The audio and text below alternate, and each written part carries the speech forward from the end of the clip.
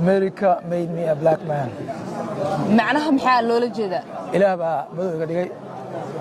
Laakiin marka la dhahayo America made me a black man waxa laga wadaa America ayaa tustay ereyga black man waxa ku qarsoon. Ereyga black man waxa ku qarsoon xanuun baa ku qarsoon. Inay booliisku istaajiyaan ku qarsoon. In lagu diido loonka ku qarsoon. In mar walba shaqada laga buriyaa ku qarsoon. waxaas dhan ayaa waxa la black man marka ereyga black wadankan qabiil been noqoto oo ah qofkii la rabo in la xumeeyo ayaa ereyga black man macnaha madowgii ayaa wax walba oo ku jira waxay yihiin wax laga naxo special hadaa wiil aad tahay ama qof raga aad tahay oo dhalinyaro ah bal waxaad iga warantaa maxaa ku kalifay inaad qorto buugaan waxa uu kalifay waxa weeye wadanka markay imaanayay of course waxaan ka imaaday meel habaal waalid baan soo maray waxaan kaloo soo maray Utanga refugee camp markaan yaraa waxa aan jiray ciyalka taangada badan ayaa waxa ku dhiman jireen dengue fever ama refugee ama maxalla malaria waxaan jiray ciyalka dhalinyarada wiilasha godadka ugu soo qodo ka dhimanaya meel waxa ka dhimanay hoog noocaas ka jiro America markaan chance ka helay waxaan isla adduunka ugu furmay akhran noqonaya kambiyaas sameysanaaya adduunkana qabsanaya laakiin waxaan ogaaday mar walba oo aan digrii soo qaato inay nolosha ka sii adkaanayso bas mar walba qofka madowga uu koro aqliyan systemku wuxuu leeyahay may bartaas joog marka 3 sano marka arkay dhowr digrii aan soo qaatay laakiin aan wali hamigay gaarin baa waxa ogaaday madowga Mareykanka joogo waxa ay ku jiraan inay tahay sila meeqa sano joogtaa Mareykanka 3 sano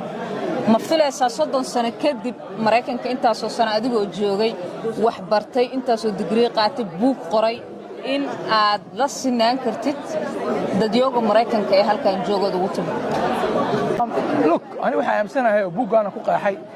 inaan ka taariikh dheerahay America hadda ninkan hadda garbage wadda ugu wacay Donald Trump Soomaalida caynayo inaan taariikhdiisa ka fogahay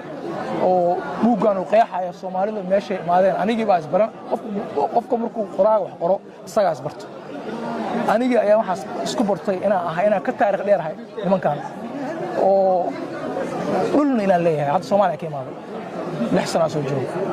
dhul qurux badan bad qurux badan dad qurux badan ka imaaday anayna isku laabto marka wax kasta oo soo maray nolosha ayada wax barto nolosha marka wax ka bartana anigii baa isku laabto su'aal is weydiiyay muxuu uga duwan yahay ninka madowga ninka cadaanka Mareykanka markay ku wada dhashaan ama ku wada koraan ninka Mareykanka wuxuu uga duwan yahay hadda for example Donald Trump saddex wax ayuu isku darsaday waa nin he's old waa nin weyn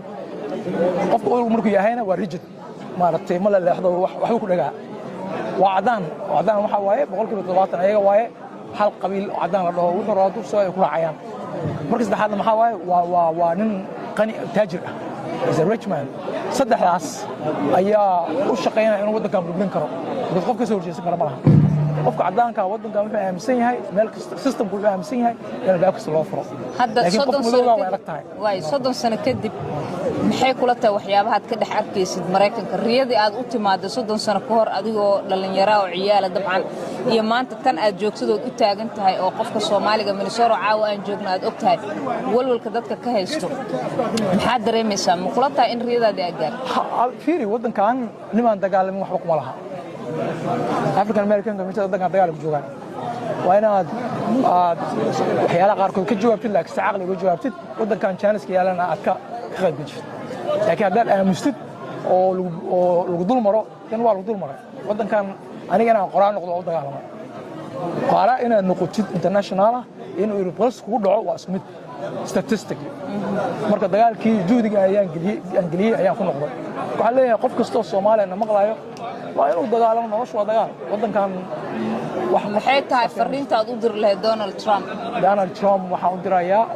taariikhdu ma qorayso inuu si ku guuleysto waxaan waa laga soo horjeesanayaa Amerikadii markii ay maateen in soo dhaweysay wili way nooshahay Amerika hadda jaraa'id ayaan qoray Boston Globe ayaan ku qoray waxaan ku qoray Amerikadii soo dhaweysay July of 1993 wili way nooshahay dadka Mareykankana kulligood Donald Trump maaha oo dad fara badan oo fiican ayaa ku jiro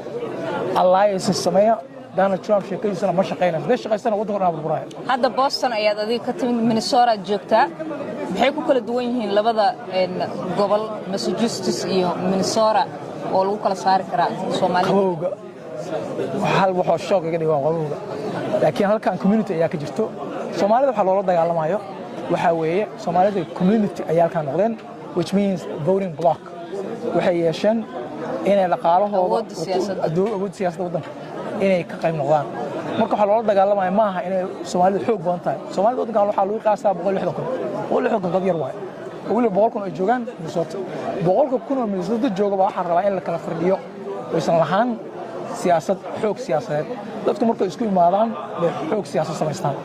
inta kaliya oo lala dagaalsan yahay waa intaas, maaha Soomaaliya lala dagaalsan yahay. marka waxaa loo baahan yahay waddankan dad caqli ah